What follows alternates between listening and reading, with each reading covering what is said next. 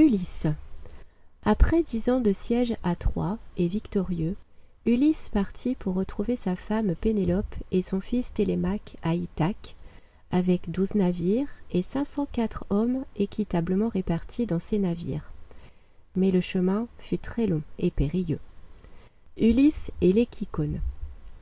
Ulysse arriva d'abord chez les Kyclones à Ismaros.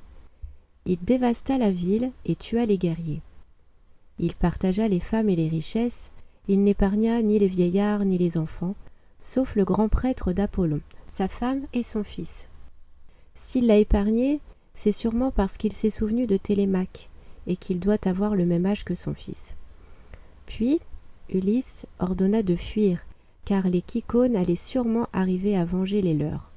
Mais ses compagnons refusèrent et voulurent fêter ça en buvant beaucoup de vin et en égorgeant un grand nombre de moutons. Quand le soleil se coucha, les Kyclones tuèrent un 7e des guerriers par navire. Les autres guerriers et navires repartirent en mer, tristes d'abandonner les corps sur la plage. Ulysse et les Lotophages. Parti d'Ismaros, Ulysse passa par l'île des Lotophages après une escale de 270 lieues et envoya 3 de ses hommes en éclaireurs. Ils rencontrèrent les Lotophages. Ce peuple d'une grande hospitalité les accueillit et leur offrit leur nourriture, le lotos. Mais quiconque mangeait de ce fruit ne désirait plus repartir. Ulysse, voyant que les éclaireurs ne revenaient pas, partit avec des hommes les chercher. Ils les retrouvèrent, mais les 3 hommes avaient oublié leur passé, et Ulysse dut les traîner jusqu'au bateau de force pour repartir. Ulysse et le Cyclope.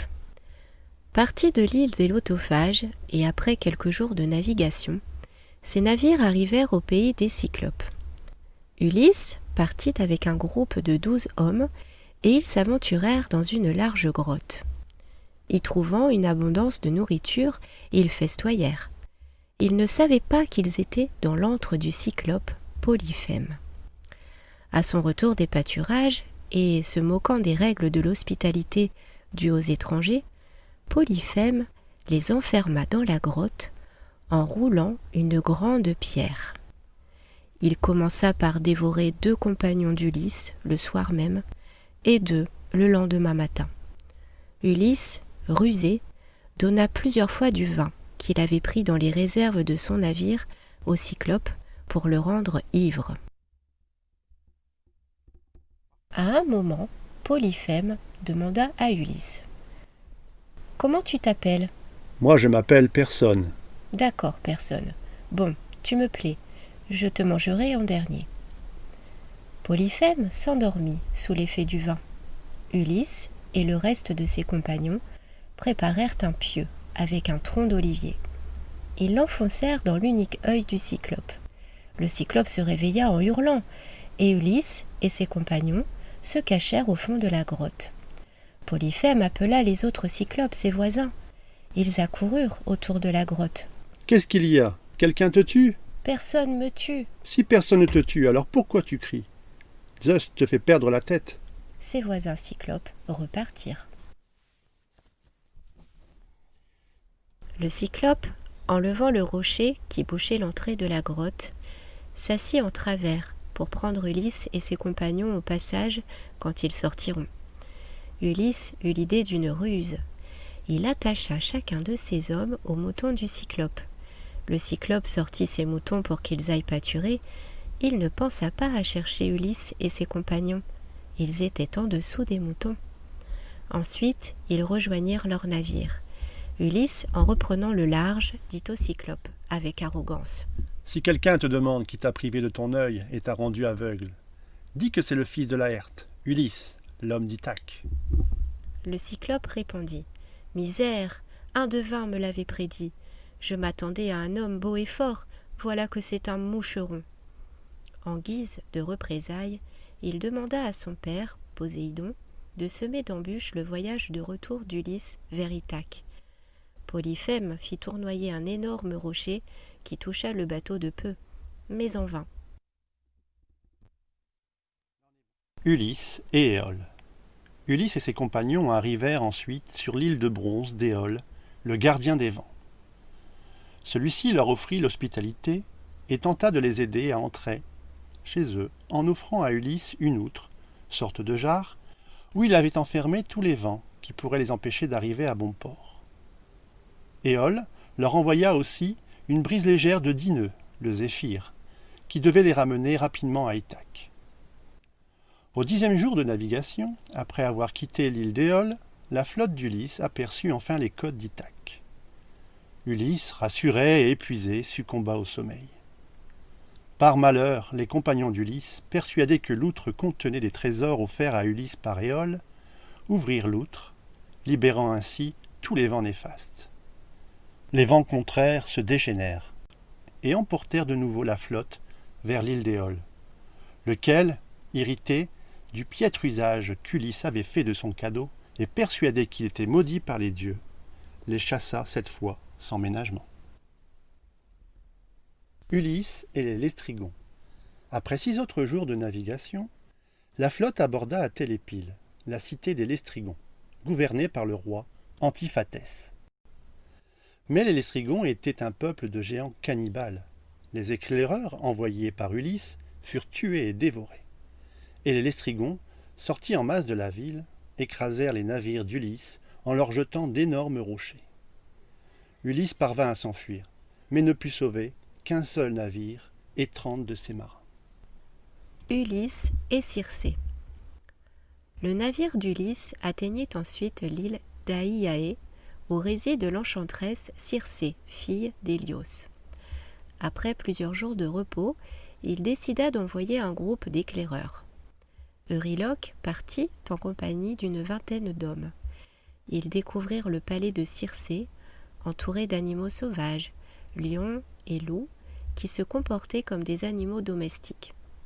L'enchanteresse les accueillit, mais Euryloque, méfiant, préféra rester dehors.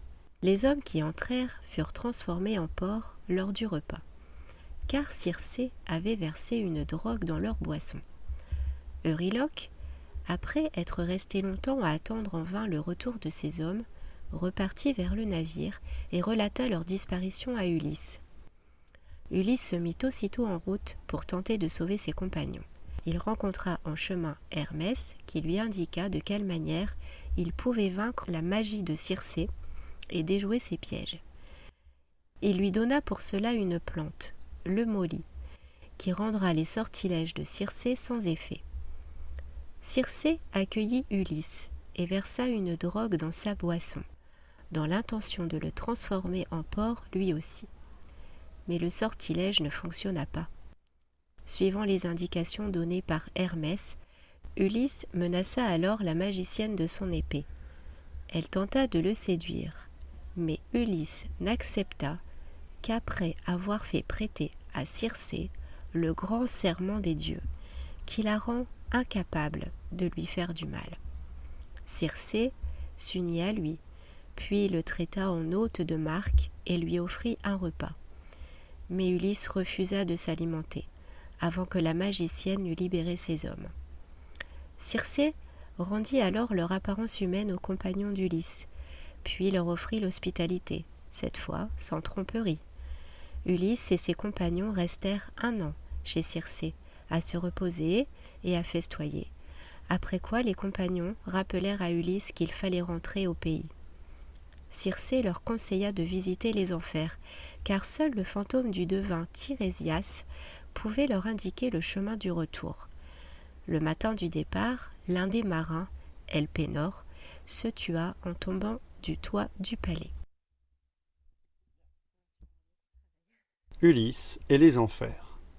Après une journée de navigation, Ulysse débarqua au pays des Cimériens, plongé dans une nuit perpétuelle.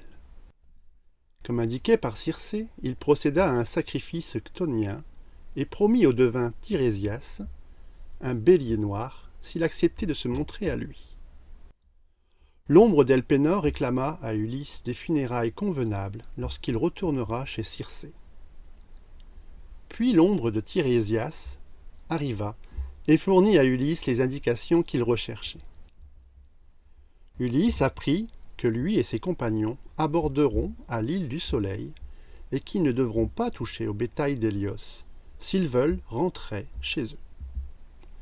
Si jamais ils mangent les vaches du Soleil, Ulysse pourra tout de même rentrer, mais seul, misérable, après avoir perdu tous ses hommes, et il devra accomplir un long voyage afin d'offrir des sacrifices à tous les dieux pour les apaiser. Ulysse parla ensuite avec le fantôme de sa mère, Anticlée. Elle lui annonça que Pénélope l'attendait toujours fidèlement, et lui donna des nouvelles de son père Laërte et de son fils Télémaque. Ulysse aperçut ensuite plusieurs reines et héroïnes défuntes, Tyro, Antiope, Alcmène, Mégara, Épicaste, Chloris, Léda, Iphimédie, Phèdre, Procris, Ariane, Méra, Clymène et Éryphile. Le second groupe d'ombres que vit Ulysse comprenait les héros de la guerre de Troie, morts pendant ou après la guerre. Ulysse s'entretint avec le fantôme d'Agamemnon, qui évoqua sa mort sous la main d'Égiste, puis avec l'ombre d'Achille, qui affirma qu'il préférerait être un bouvier misérable mais vivant, plutôt que de régner sur les morts. Ulysse le réconforta, en lui rapportant les prouesses de son fils Néoptolème. Ulysse aperçut aussi Patrocle, l'irréprochable Antiloque et Ajax, qui lui tint encore rigueur à cause de leur rivalité à propos des armes d'Achille. Enfin, Ulysse vit les grandes figures des enfers. Il vit Minos, qui rendait la justice chez les morts, puis le géant Orion, puis les damnés du Tartare, en proie à leur supplice, le géant Tityos, dévoré par des vautours, Tantale, affamé et assoiffé, Sisyphe poussant en vain son rocher. Il vit ensuite l'ombre d'Héraclès, qui chassait éternellement parmi les morts, tandis que le véritable Héraclès, divinisé après sa mort, résidait sur l'Olympe en compagnie d'Hébé.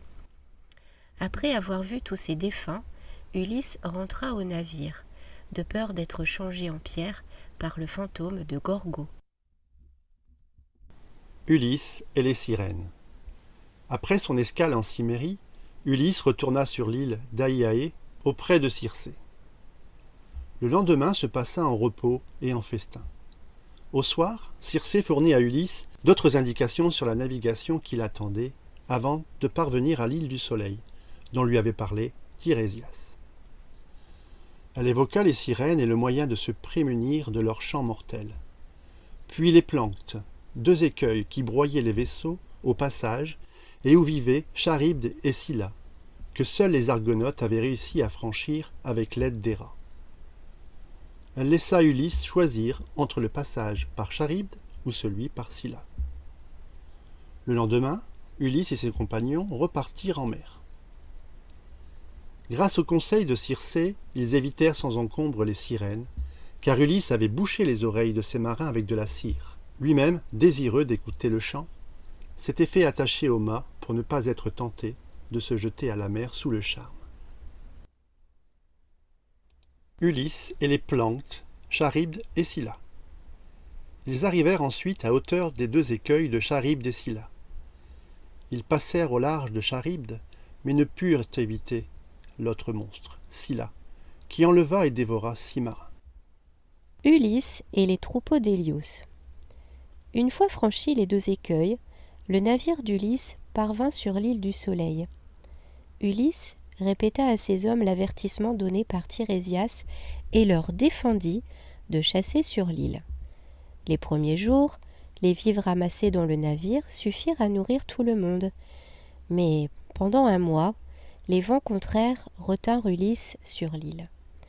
Au bout d'1 mois, affamés et ne pouvant repartir à cause de la tempête, profitant du sommeil d'Ulysse, ces hommes dévorèrent les troupeaux d'Hélios, qui les vit du haut de son char et réclama aussitôt vengeance à Zeus. Les marins d'Ulysse festoyèrent pendant 6 jours, ignorant ces signes funestes envoyés pour les avertir. Les viandes, tournant sur les broches, se mirent à meugler. Le 7e jour, la tempête se calma, et le vaisseau repartit, mais un ouragan survint, et Zeus foudroya le navire, qui sombra avec tout l'équipage. Seul Ulysse, qui n'avait pas mangé de bétail, survit au naufrage, et échappa de peu à Charybde, vers le rocher duquel le vent l'avait entraîné. Accroché à une poutre, il dériva ensuite pendant 10 jours, puis s'échoua sur l'île de Calypso. Ulysse et Calypso. Calypso, aux belles boucles, était une nymphe des mers, fille d'Atlas. Elle était considérée comme la reine de l'île mythique d'Ogygie, où elle vivait, entourée d'autres nymphes. Elle recueillit Ulysse après son naufrage et tomba éperdument amoureuse de lui. Elle réussit à le retenir sur son île pendant 7 ans, lui offrant même l'immortalité s'il consentait à rester près d'elle. Mais Athéna, la déesse protectrice, qui voit tout, prit pitié de l'infortuné et intercéda auprès de Zeus, son père, pour qu'il envoie Hermès donner l'ordre à Calypso de relâcher Ulysse. Calypso le laissa donc partir et achever son retour. Il aura donc été retenu par Calypso 2 fois plus longtemps que par tous les autres obstacles réunis, mis sur sa route par Poséidon. Ulysse et les Phéaciens. Après 18 jours de navigation sans encombre, Ulysse était sur le point d'aborder en Phéacie, lorsque Poséidon, de retour d'Éthiopie, l'aperçut et éleva aussitôt une tempête contre lui. Le héros fut sauvé par l'intervention d'une déesse marine, Leucotée. Elle lui prêta un voile protecteur qui l'empêcha de se noyer une fois que son radeau s'était disloqué. Ayant dérivé 2 jours et 2 nuits, Ulysse finit par aborder, non sans mal, mais avec l'aide d'Athéna, sur la côte rocheuse de Phéacie. Athéna mit tout en œuvre pour que le héros soit bien accueilli par Nausicaa, la fille du chef de Phéacie, Alcinos. Lors d'un banquet en son honneur, Ulysse finit par relater son identité et raconta ses années de périple. Une fois terminé son récit, Alcinos lui promit de le faire ramener à Ithaque par ses marins, sans autre péripétie. Le jour suivant, les Phéaciens offrirent à Ulysse un navire, un équipage et des présents. Le soir, après un banquet, Ulysse embarqua, puis sombra dans le sommeil, tandis que les marins phéaciens s'activèrent à bord et que le vaisseau phéacien filait sur la mer à une vitesse surnaturelle. Après une nuit de navigation, le navire des Phéaciens accosta à Ithaque. Les Phéaciens déposèrent Ulysse, toujours endormi, dans une grotte fréquentée par les nymphes, avec auprès de lui les présents d'Alcinos. Puis ils repartirent, mais Poséidon obtint de Zeus de punir les Phéaciens, qui ont bravé les mers en offrant à Ulysse un retour aussi rapide. Poséidon enracina alors le navire au fond de la mer, au moment où il était sur le point de rentrer au port en Phéacie. Ulysse et son retour à Ithaque. Quelques péripéties après son arrivée à Ithaque, il peut retrouver enfin sa bien-aimée Pénélope ainsi que son fils Télémaque.